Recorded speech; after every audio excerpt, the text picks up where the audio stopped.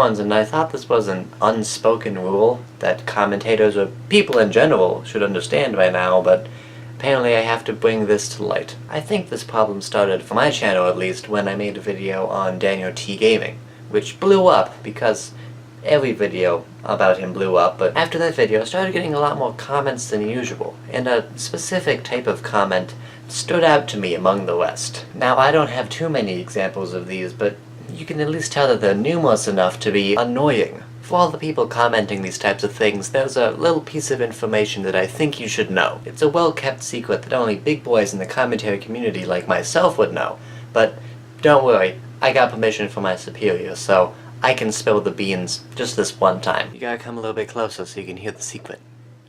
You good? Okay. The secret is, nobody is going to review you unless we have a show dedicated specifically to reviewing people who ask. We are not going to do that. None of us are going to go, oh, friggin' Mr. Footy Fan 2003 wants me to make a video on him, even though he has 3 subscribers and literally nobody knows who he is. I better get to doing that. This is why I feel bad for people like Andrew in general or Alice Mark, who've created a subscriber reviewing series, because even though every once in a while they find a hidden gem, they have the displeasure of sitting through all of these horrible, low-effort pieces of garbage that these creators think is worth my valuable time and patience. I'll have you know that I have over 200 subscribers, and I don't have to deal with all of this horrible pieces of shit. You know, I might have been too harsh. I'm not actually that passionate about these self-requesting comments, but I do want you guys to stop doing them. If you're going to clog up my comment section, at least clog it up with something meaningful. That's all I'm really trying to say. But since I have you here, and since we're on the topic of requesting people, I got an interesting story to tell you guys. A couple days after I uploaded my review of All-Star, I started to get a lot of notifications all at once. I checked my comment section after a while, and I found out where those notifications were coming from. In the span of 8 minutes, I had gotten 4 comments in a row requesting me to make a video on a person known as Burster MFG. Now, I know Burster. He's a pretty cool guy. I wouldn't make a video on him unless he did something real bad.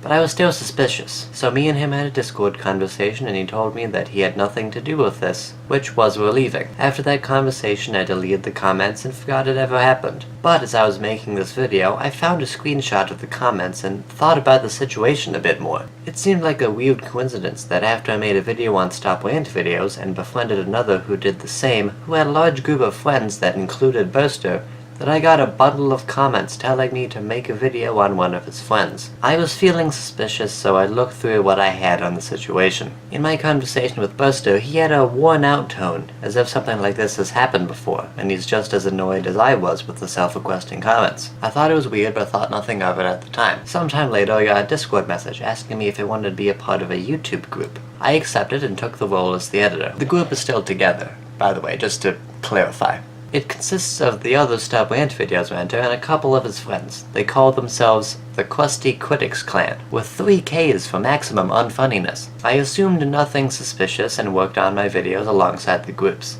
It was only until I started making this video when I checked something. I looked up the names of the accounts that commented and found nothing for the first 2. The third one, SmackAllMan43, had Burster as the only result. That's a funny coincidence, but it proved nothing for me. Unlike the rest, however, the 4th account was a little bit more interesting. It all just seemed to add up. Now, don't take this the wrong way. I'm not accusing Burster of anything.